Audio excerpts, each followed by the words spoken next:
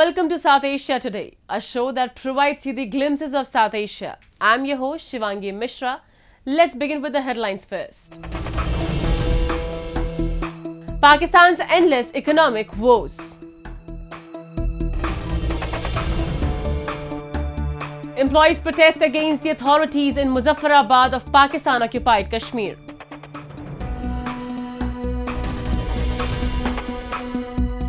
Annual Rath Yatra of Lord Jagannath attracts devotees from world over.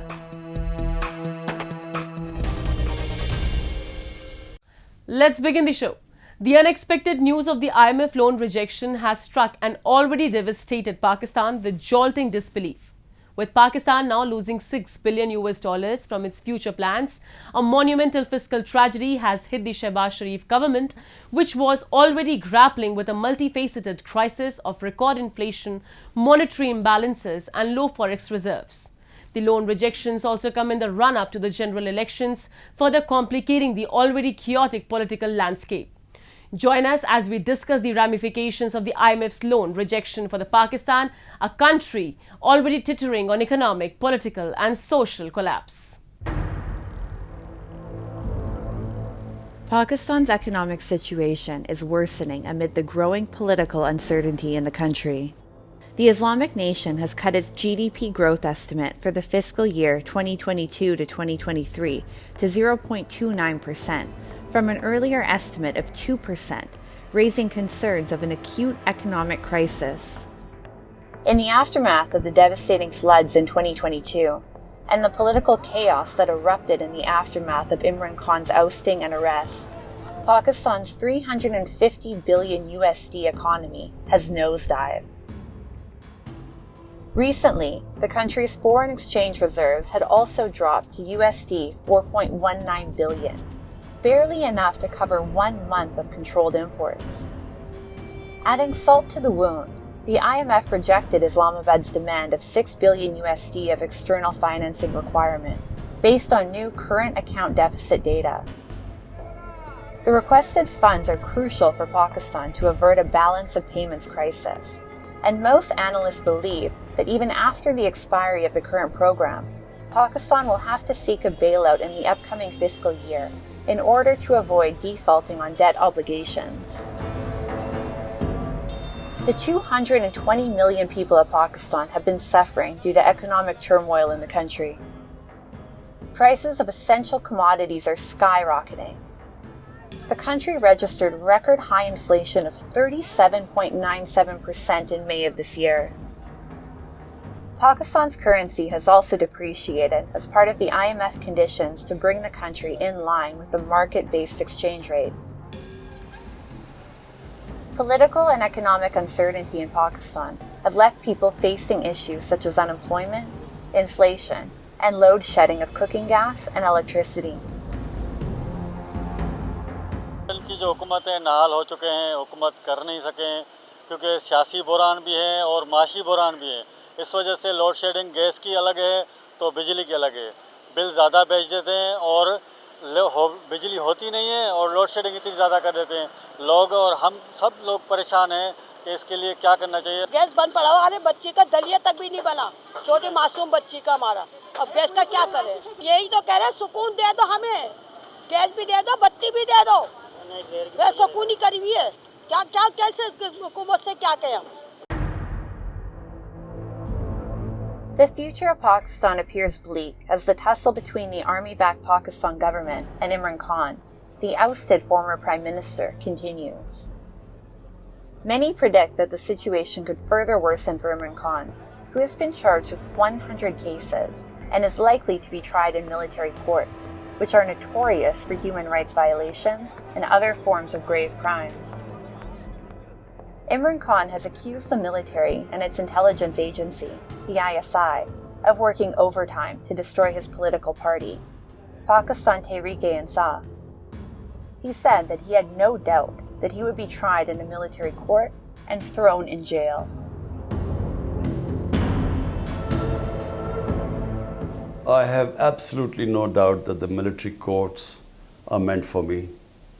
They will have the guys who are being tried, they will have get someone to approve, become an approver who will say that it was Imran Khan who instructed us to conduct arson. And then they will try me in the military court. Because that's the only way they're going to get me into prison. Because all the cases so far, 150 of them, the moment they go to court, they are so bogus cases, frivolous cases, they get thrown out. So their only hope, and because they are determined to get me out of the way, I think the whole charade of military courts is to imprison me in the end. Pakistan is slowly becoming a failed state due to political and economic instability, rampant corruption, and growing interference of the military in civilian affairs. As the country is expected to hold general elections this year, the political situation is expected to become even more hostile and volatile. Scores of yoga enthusiasts in India and Nepal performed various asanas or yogic postures on 9th International Day of Yoga. An ancient practice that connects the body, breath and the mind, yoga involves uses of physical postures, breathing exercises and meditation that are helpful in improving overall health of an individual. Recognizing its universal appeal, the United Nations proclaimed 21 June as the International Day of Yoga. Let's take a look at how Yoga Day was observed in India and Nepal this year. International Day of Yoga is celebrated every year on 21st June around the world. It serves as a global platform to raise awareness about the various benefits of yoga. The idea of observing International Day of Yoga was first proposed by the Prime Minister Narendra Modi during his speech at the United Nations General Assembly in 2014. This year, the global celebrations of International Yoga Day was led by Prime Minister Narendra Modi at the United Nations headquarters. The theme of Yoga Day this year was Yoga for Vasudhaiv Kutumbakam, that is, yoga for welfare of all. The theme very well expresses the spirit of yoga which unites and takes everyone along. The day was celebrated with much enthusiasm in different parts of the country. Yeah, I'm feeling very proud that I'm in Kashmir and I'm practicing yoga because it's a very vital role. It plays a very vital role in our life because it improves our mental health, physical postures, our breath and mind, and it's very good for health to do yoga every day. Observing Yoga Day on higher altitudes and rocky terrains, the Indian Army performed yoga asanas at the Pangong Tso in Ladakh. Similar scenes were observed in Sikkim, where the army personnel performed yoga and marking the 9th anniversary of the occasion. Meanwhile, Defence Minister of India Rajnath Singh performed yoga along with the Chief of the Naval Staff Admiral R. Hari Kumar on board INS Vikrant. मुझे अत्यधिक प्रसन्नता है कि मुझे आज इस अंतर्राष्ट्रीय योगा दिवस के अवसर पर indigenous aircraft carrier INS Vikrant पर आप सभी मित्रों के साथ बैठकर योगा करने का अवसर प्राप्त हुआ है। साथियों, आज सिर्फ भारत में ही नहीं बल्कि पूरी दुनिया में अंतर्राष्ट्रीय योग दिवस को बेहद उत्साह के साथ मनाया जाता है। In Nepal, a large number of yoga enthusiasts perform asanas in Pokhara of Nepal as a part of global celebrations. The Indian Embassy in Kathmandu, in coordination with Nepal Tourism Board, organized the event. Tourism Minister of Nepal Sudan Kirati, along with Indian Ambassador to Nepal Naveen Srivastav, graced the event.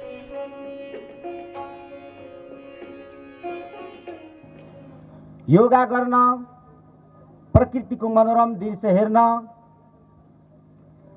भारतका आदरणीय दिदीबहिनी दाजुभाइहरूलाई हामी हार्दिक निम्तो गर्दछौं। चर्चित भूगोलविद Tony हेगेनले यसरी भन्नुभएको रहेछ, नेपालको जस्तो प्राकृतिक सुन्दरता, प्राकृतिक मनमोहक दृश्य सायद संसारमा छैन भनेर। यो अनुपम दृश्य निहाल्नको निम्ति म योगा दिवसको उपलक्ष्यमा सबै भारतीय नागरिकहरूलाई निम्तो दिन चाहन्छु र हार्दिक स्वागत गर्न हामी आतुर छौं भन्न चाहन्छु।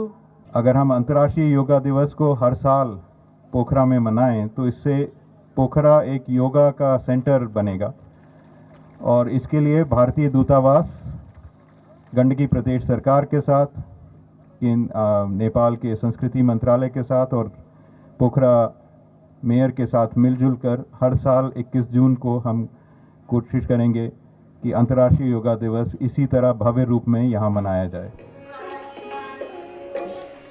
In recent years, yoga has gained huge popularity worldwide due to its ability to enhance overall fitness.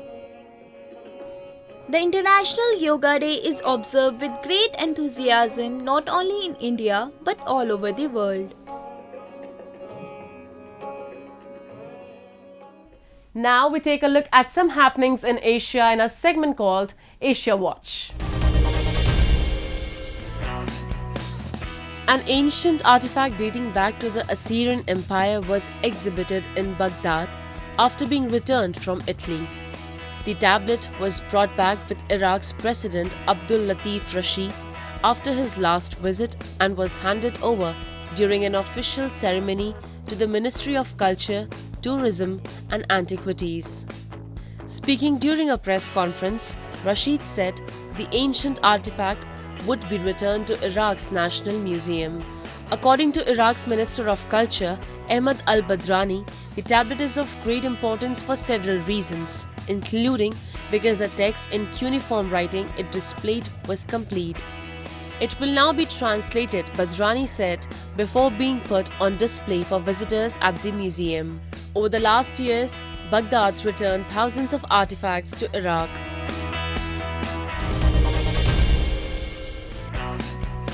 Thousands of anti-government demonstrators marched through Colombia's major cities to protest the economic and social reforms pushed by the government of leftist President Gustavo Petro.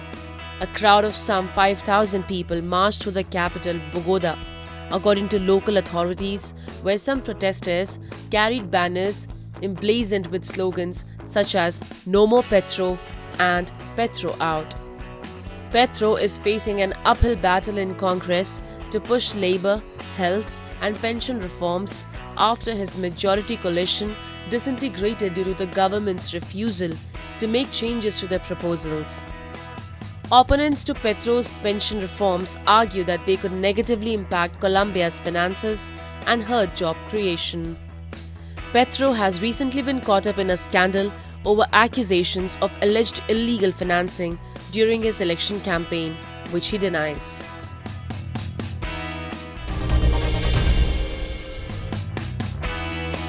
The Lebanese women's national basketball team is training hard in preparation for the prestigious Women's Asia Cup next edition taking place in Sydney, Australia later this month, hoping to raise spirits of a country decimated by a financial meltdown.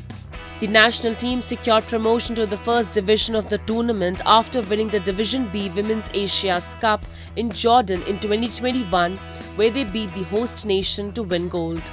The last time they played in Division A of the Women's Asia Cup was in 2011 in Omura, Japan. Now, their target is to remain in the top 7 out of 8 teams in order to stay in Division A, or else they will be relegated to the lower division. Experienced and new players make up the team this year, and they all said they are excited for the possible impact they can make during the upcoming tournament. Lebanon is suffering from an unprecedented financial crisis dubbed by the World Bank as one of the deepest depressions of modern history.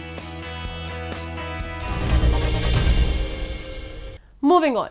The government employees in Muzaffarabad city of Pakistan-occupied Kashmir took to the streets against the authorities for the non-payment of their secretary allowances. They further demanded increase in their salaries and to make the employees on an ad hoc basis permanent. The high inflation in POK is another worry for the employees and other residents as they are unable to fulfill even the basic household necessities. We have a report.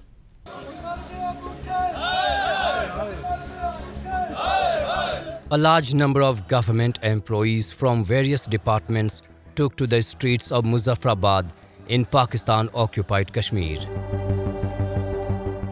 They demanded a 100% increment in their secretary allowances compared to the allowances paid to the government employees in the Punjab province of Pakistan. The employees were on a 7-day strike against the government in POK for injustice done to them by the bureaucrats.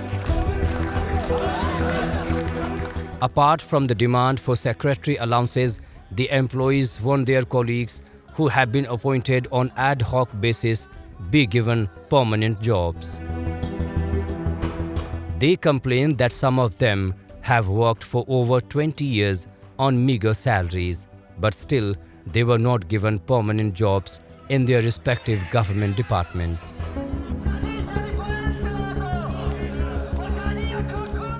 पिछला एक हफ्ता से हमारी अपने मुतालबात के हक में हड़ताल हमारी जारी है। इस वक्त भी आप नहरों की आवाज़ सुन रहे हैं, रैलियां जुलूसों की शक्ल में यहाँ पे आ रहे हैं। पेंडाल में थोड़ी देर बाद यहाँ जलसा भी शुरू होने वाला है।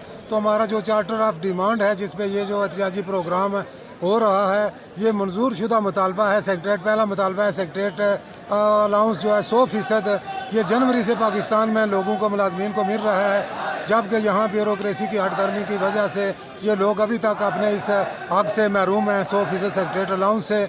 और उसके अलावा अर्जी मुलाजमीन की कन्फर्मेशन का मामला है, लो कवरेज हो गए हैं, 20-20 साल लोगों की सर्विसें हो गई हैं। उसके अलावा आप डिसिप्लिन फोर्स जो पुलिस के लोग हैं, ये हमारी तंजीम को ये भी एजाज़ हासिल है कि पुलिस के राशन अलाउंस का मुतालबा भी हमें इसमें रखा हुआ है। इसी तरह के और छोटे मोटे मामलात हैं।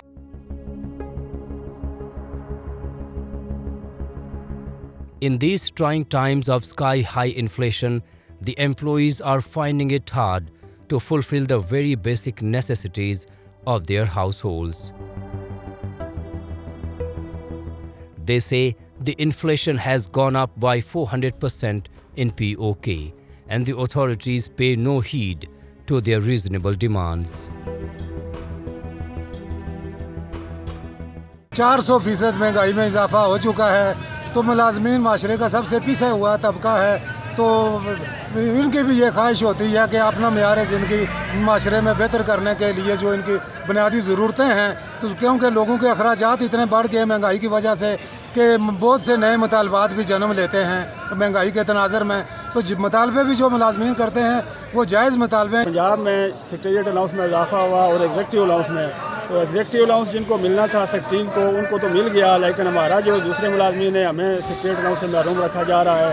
हम कहते हैं कि इस तफरीक को ख़त्म किया जाए, सेक्रेटरीट से 1 से 22 तक सेक्रेटरीट के जुमला मुलाजमीन को यकसा हकूक़ दिए जाएँ और मुलाजमीन की तनख्वाहों में खातिर ख्वाह इजाफा किया जाए। इस वक्त 400 गुना महंगाई बढ़ चुकी है, अद्वियात की कीमतों पर टैक्स आए रोज़ लगे जा रहे हैं। Exploitation of basic human rights and labor rights has remained a common scenario in Pakistan-occupied Kashmir.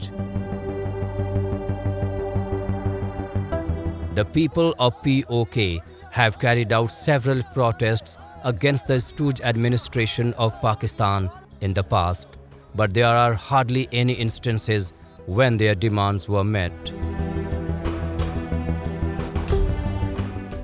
The residents of Pakistan-occupied Kashmir are saturated with anger and frustration. Regular protests in parts of POK have now become a mere medium to vent out anger against the Pakistan administration.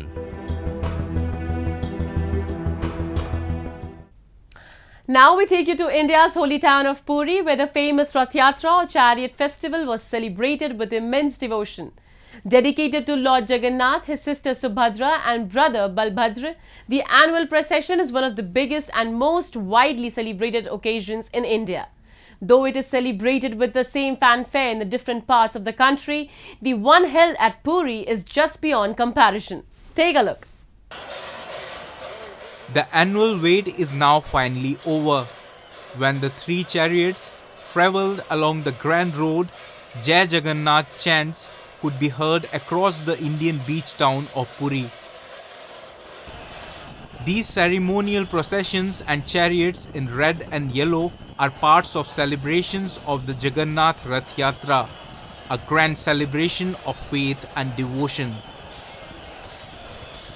A pool of Hindu devotees thronged Puri to celebrate the Jagannath Rath Yatra, which is dedicated to Lord Jagannath, his sister goddess Subhadra, and his elder brother Lord Balbhadra.